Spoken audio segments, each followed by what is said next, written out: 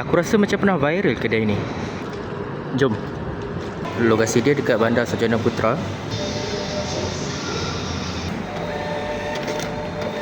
Yang set daging, set B.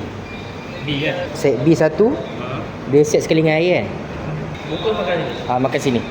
Korang kalau suka makan tengah hari, masak kunyit, dekat sini tempat dia. Selain daripada ayam, dia orang juga ada daging, sotong dengan udang. So korang boleh pilih yang mana korang suka. Dia orang dah standbykan dia punya cili. Aku dengar dia punya cili ni yang power, dia orang cakap sikit dulu, kang pedas. Naya. Kicap sikit.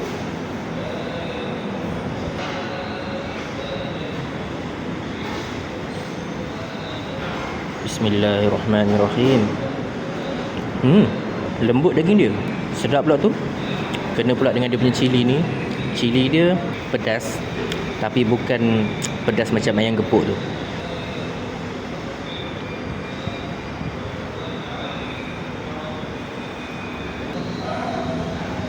Lembut serius.